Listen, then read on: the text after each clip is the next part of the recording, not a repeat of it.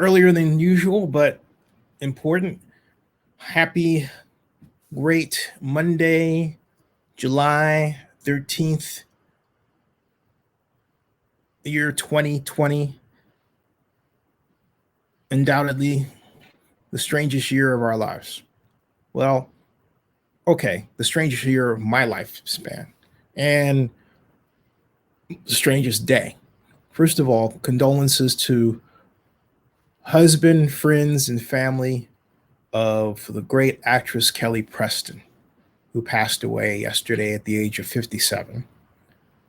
And in addition, condolences, major condolences as well, to the friends and family and relatives and fans as well. I should have said fans in the other cases too, of the great Glee actress that we've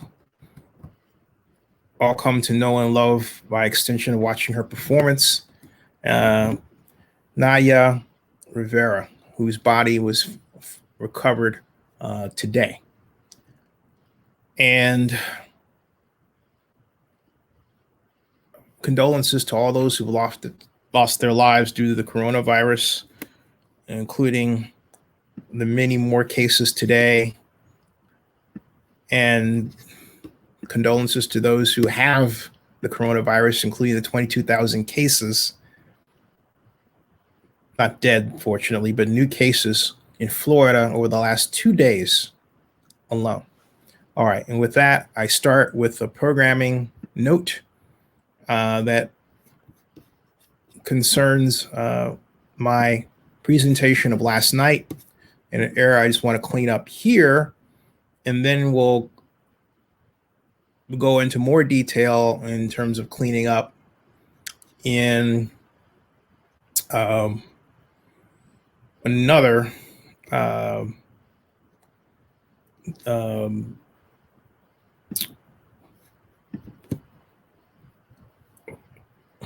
was going to say live stream, but I think it's just worth of a video blog post. And that's last night I presented this document, as you can see, and it is a spreadsheet I built of the Raiders Allegiant Stadium, Las Vegas Stadium project. Last night I said that in this area right here, the project bailout would be applied, where it reads off-site infrastructure costs. That's wrong. Okay, that's wrong. And I'll just put undo here so I don't get that, but that's wrong. All right, the estimated need of $400 million should go here. Public investment for roads, streets, and off-site. That would lead to a much better picture even than when I presented. Yes, a free stadium operating cash flow negative $45 million, but a total operating project cash flow of positive $491.7 million. So that's the one error I want to clean up. The whole point was that a bailout would save the overall funding picture of the stadium. The free stadium operating cash flow negative is caused by the fact that you've got a negative impact on event revenue because events are, well, they're not happening as much. And this is an estimated 75% of it, or basically, if you took a look at it another way, 1/4, 25% reduction. And that would be, yes, the case in this test as well for sponsorships, or what are called total annual non-event revenue. All right. So that was, just wanted to clear that up. And with that, I'll put this in the background for now and go back to the other matter of note. And I want to start off, first of all, for a long time, you were told that the stadium would be completed first May, absolute total completion, May 2020. Then late in 2018, leading into 2019, I discovered a schedule document that pushed the completion date to September 6th, then it was mid-September of 2020, okay? Then after that, and leading into 2019, the Stadium Authority put out documents saying, well, it's going to be substantially complete July 31st.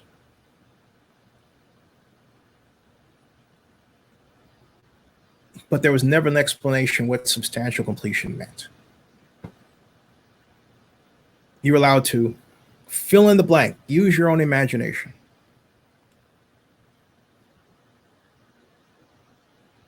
Then, as the year of 2019 went on, I published on July 19th,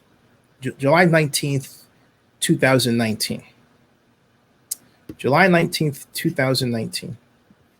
I published a new,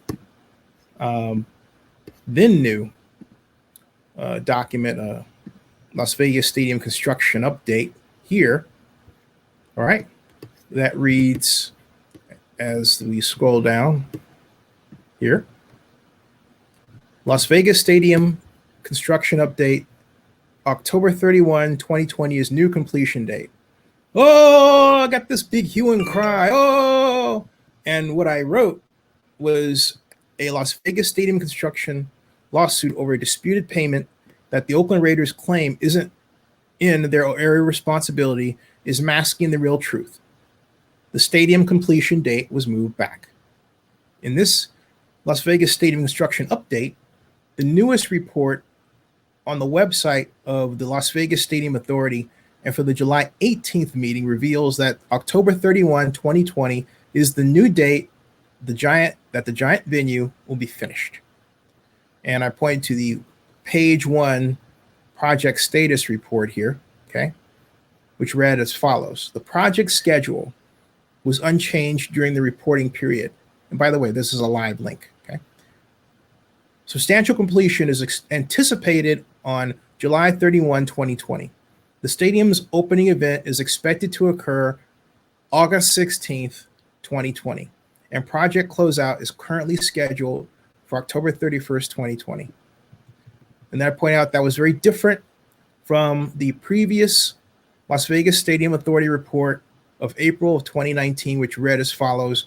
The project schedule, and I'm taking a part of it, changed slightly during the reporting period. Substantial completion has been revised back, note back to the originally reported July 31, 2020, with the opening date now slated for August 16th, 2020. And I said that matches the actual video blog made at Zenny62 on YouTube on January 29th of, that should say 2019, not 20, that date is obviously wrong. It's not 2029, which has the title Oakland Raiders Las Vegas Stadium Open NFL Opening Day, October 2020, and is this, where I was talking about the move-in dates and everything. And I said this vlogger also blogged then that for some reason, the Oakland Raiders are really pushing this idea the stadium will be ready for a full 2020 NFL season. The reality, according to the Las Vegas Stadium Authority's own documents, is that it's not going to be able to host the Raiders for the entire 2020 NFL season. Stadium. The facts, documents, and also online reports that the stadium would have a 3-month move-in period were available as far back as May 17th of 2017. That some can't seem to find the documents or remember the reports simply means they were not reading and paying attention to planning for the Las Vegas Stadium project, let alone using common sense. No one is going to move into an NFL stadium or a home when it's still under construction. It's finished. Then you move in. So the Oakland Raiders have really 2 seasons to play in the logical place. Remember that? The Oakland Coliseum before going to Las Vegas and Las Vegas Stadium. And I pointed out that the new reason for the schedule change had to do with Las Vegas Stadium trust issue. Remember that? I'm not going to read all of this to you because it's extensive, wordy, and takes me into areas I didn't intend to go into in detail right now. Those of you familiar with this project have been there. And so, but I do point out that the report, which originally stated in February 2019 that the project schedule was unchanged during the reporting period. Substantial completion is scheduled for August 4, 2020, with the opening game slated for August 6, 2020. Have not mentioned any game, no football game for 2020. The stadium opening event is not a football game, and now the word is the stadium will not be complete until October 31st, 2020. Thus, it is reasonable at this point to conclude that a full NFL 2020 season can't be played at Las Vegas Stadium. Just as this space and this video blogger have reported for some time, stay tuned. Okay, that was then. Now, between then and now, quite obviously, the same political forces that moved the project to be built in spite of the fact that some workers were getting sick with the coronavirus, I believe now are the same ones that have pushed this project into such a place where events were scheduled to occur even as, and have been scheduled to occur, even as the stadium is still under construction. And I say that because of what I'm about to present to you here, all right? Hey, Sean Watson, how you doing? And I'll get to you. I'll post your comments in one moment. But this is what you're about to see now is something called the Las Vegas Stadium Authority Staff Summary Report. This is in the current, and it's on the link in this thread. This is in the current, most recent meeting agenda for the meeting that's to be held on the this week. And basically, I'll give it a bigger area so you can see it, and I will read it to you. And it goes as follows. Bear with me, folks. It starts with change orders. It says change orders processed during May totaled $7.4 million, bringing change orders to date to $138 million. Pending and potential change orders fell about to 4.9% in May, the most significant of which related to additional quality inspections, $2.3 million, and COVID-19 cost reconciliations, a whopping $548,000, over $500,000 there. The LV Stadium Events Company, the Raiders, basically put in their project status report, and this is a summary of it. They submitted their project monthly report on June 3rd, providing a overall general view of the status of 1, design planning, 2, the project budget, 3, the construction schedule, 4, permitting, licenses, and approvals, 5, compliance with various provisions of Senate Bill 1, and 6, compliance with the provisions of the Community Benefits Plan. Stadco, that's the Raiders also, cited no variance in the project schedule or the project budget. Stadco, Raiders, affirmed its expectation that the project would get to substantial completion by July 31, 2020, but acknowledged the achievability of that timeline, quote, relies heavily on the timely action of governmental agencies, unquote. Blame the government. Okay.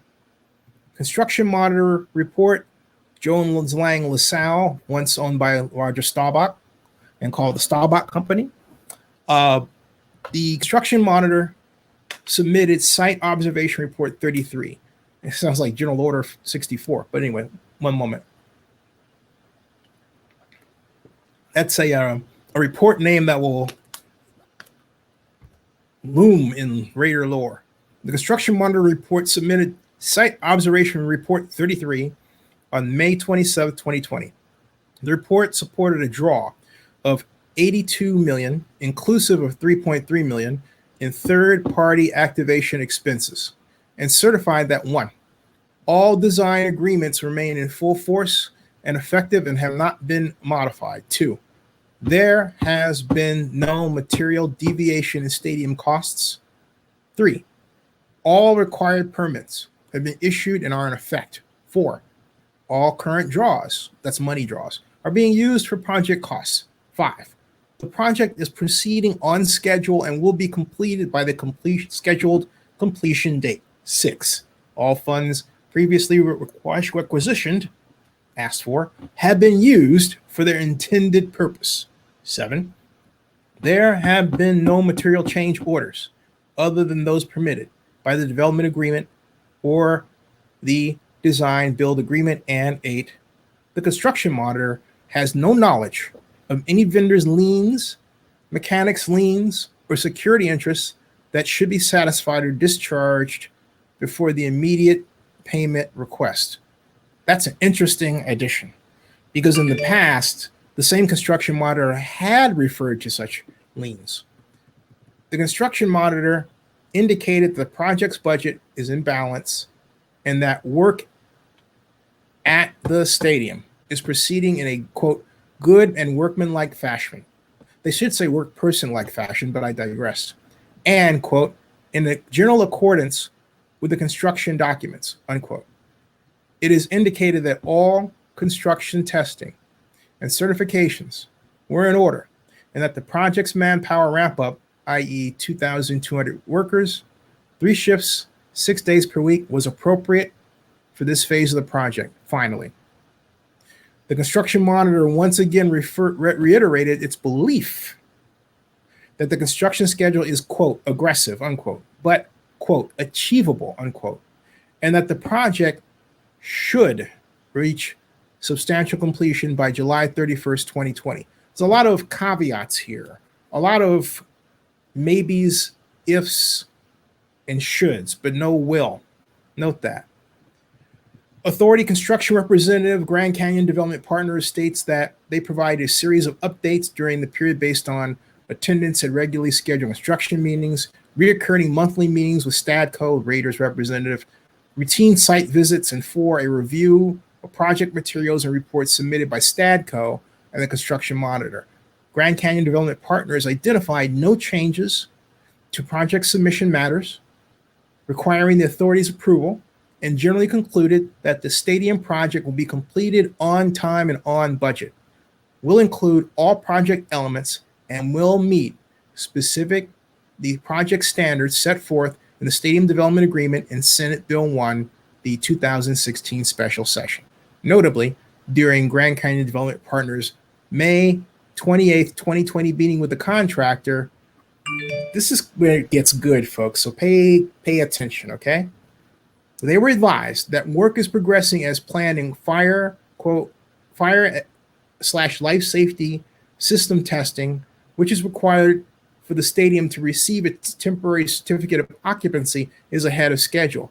They also indicated on this 28th of May meeting that the field tray would be moved into the building on June 15th, 2020. You've seen that? Well, you've seen part of that, okay?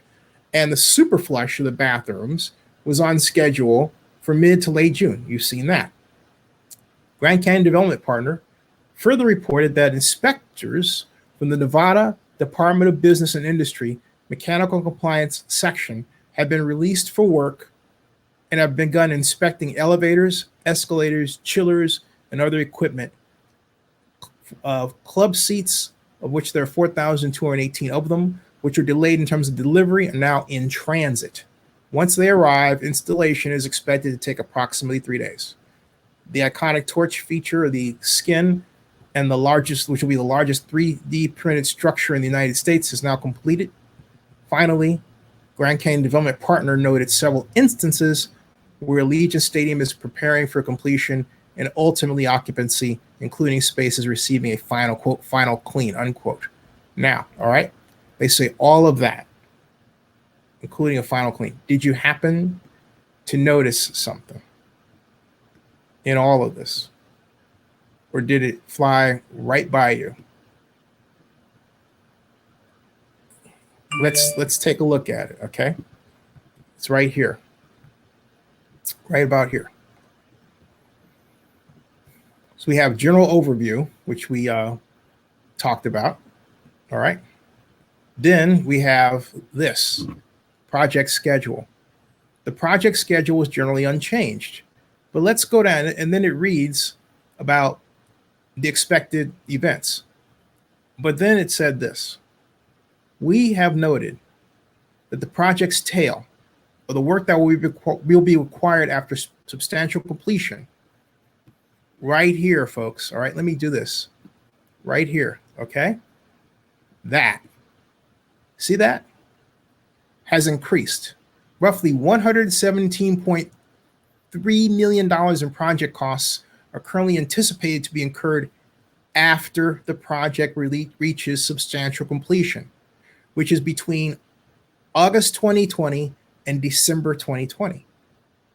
That work now stands at 6% of the overall project budget. Got that? Okay. So in other words, that item started initially at just about 30 million 4 months ago. And then with each report we've been allowed to see, it's steadily increased to where it is now at $117.3 million after the 31st of July.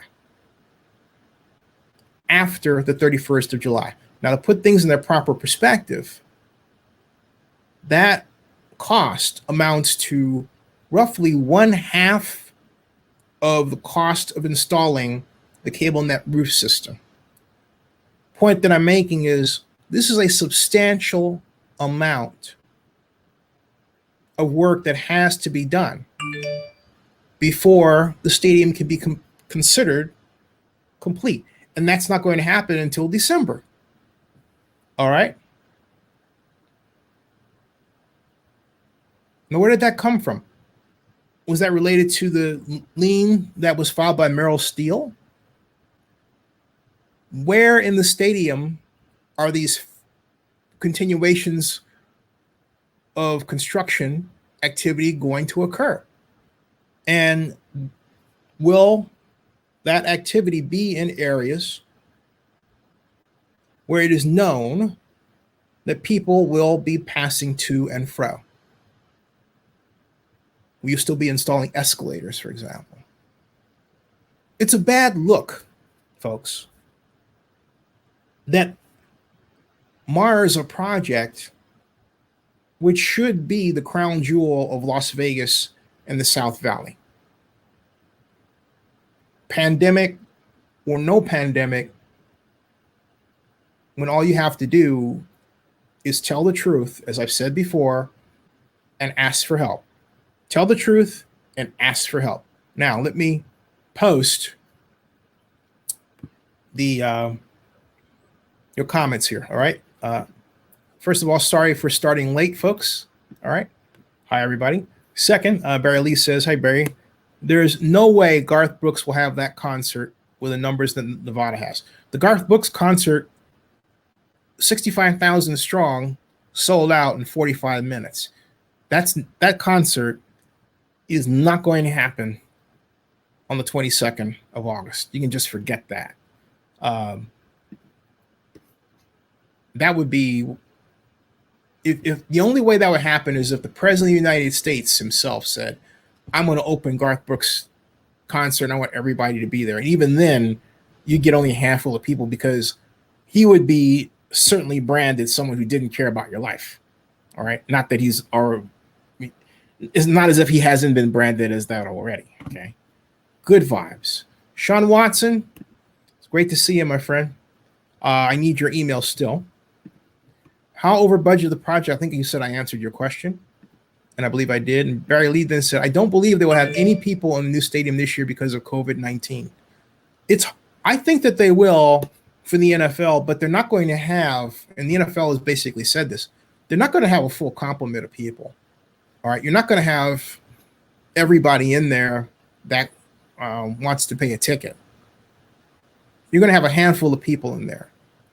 And when you start calling the herd, my guess is that a lot of the people that are in there are not going to be Raider fans.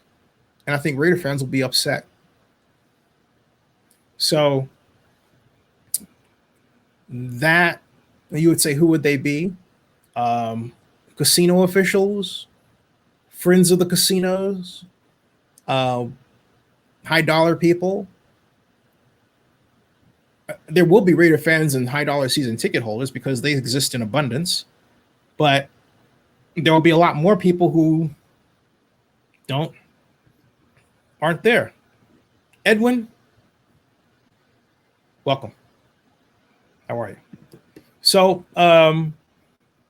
oh, thanks, Sean. Noted. I got you. All right. Thank you. So this is a problem, and this is really disappointing that that we have this. I want to report some good news out of this before I continue, though.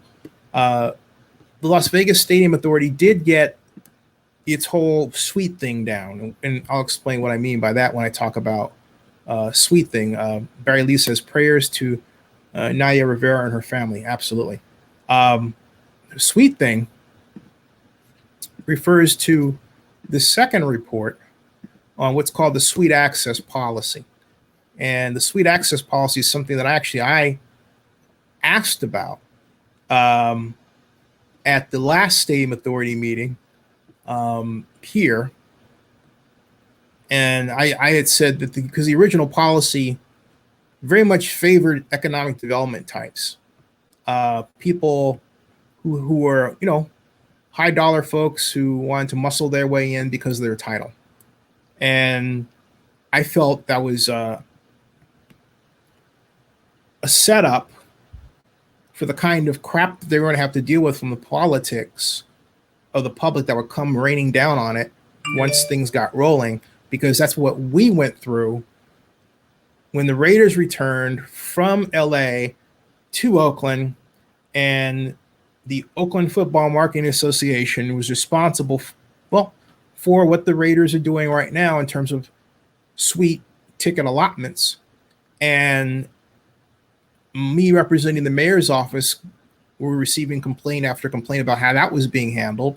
So I was simply I went to the Stadium Authority meeting in a cyber fashion in May, this Stadium Authority meeting, and I basically sounded a warning. And I'm happy to report that it seems to have been heeded to a large degree, because if for preseason games, I mean, this is a great thing. For preseason games, who gets first priority?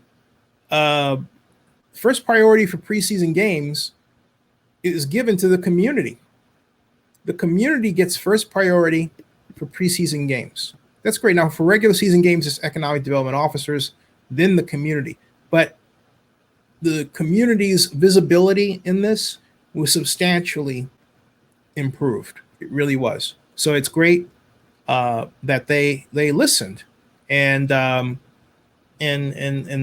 implemented something that showed that they listened. For example, they say this is for regular season, all right, regular season team and game, and then if it's not for exhibition, it says here, tickets for exhibition team games where the authority has the right to utilize the suite should be apportioned by the authority staff to eligible youth organizations promoting the general advancement and well-being of people under the age of 18 in the Clark County, Nevada area. Applications for exhibition games are to be submitted to the authority through the application form on the authority's website. However, exhibition team games applications are to be submitted separately from applications for regular season team game tickets. And that's where you get to this, okay? So you get to the economic development, but then consumer community support and civic fundraising. So there's a nice balance there.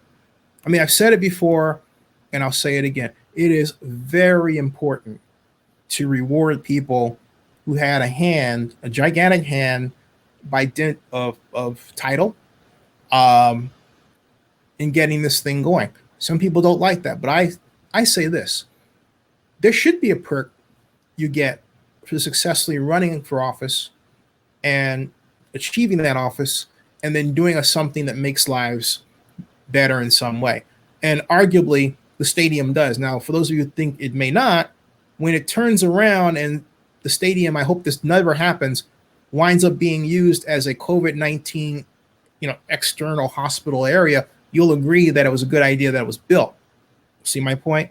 It's a public building. It is a large-scale event center. That was the intent, and that's exactly the role it's going to play. I think everyone should applaud that for Las Vegas. I've said it before, and I'll say it again. We need to be about the business of saving Las Vegas, because if you save Las Vegas, you save America. So Barry Lee says, did you hear California has ordered theaters, malls, gyms, places of worship to close down again, and restaurants to have close indoor dinners, and restaurants have to close indoor dinners and go curbside only. Yep, I heard that. I heard that because we don't have this under control. People are not practicing uniformly either social distancing or mask. Okay, all right. Sean says, from the picture and videos I've seen, it's beautiful. I would have loved to have seen it in Oakland. Oh yeah, it would have been look. Mark Davis got it right. This was his genius. You can't discount that. Okay, it was his idea to basically borrow the design that was originally put up by Manica for the team up of the Raiders and the Chargers, and really the Chargers were taking the lead, but the Raiders were playing for some things. Mark says, "Okay, hey, so you're not going to use that? We paid for part of it. We'll use it." But he went a giant step further. He didn't use the open air version. He allowed it to be used for the called for dome specifications in Las Vegas. Not bad. So I'll give him credit for that. Got to. No question about it. No question about it. So that's the news right now. I'm ending early. It is right now 10:05. I'm not going to be back tonight, mainly just from the need to get rest and then catch up on client work and matters. And we'll be back strong tomorrow. However, there may be other Zenny 62 loggers on later tonight. You might get Joseph Amenduras, who wants to give his take on this, or other people. So watch out and stay tuned, and see you later, folks. And yeah, I can't emphasize this enough. For God's sakes, wear your mask outside. Get Lysol. You can buy it online, have it shipped to you.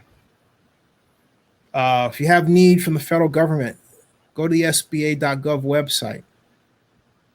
Inquire about the personal protection loans. Put pressure on them to help you.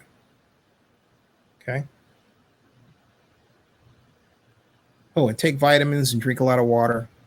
And did I say get sleep? Get sleep. See you guys later. Thanks.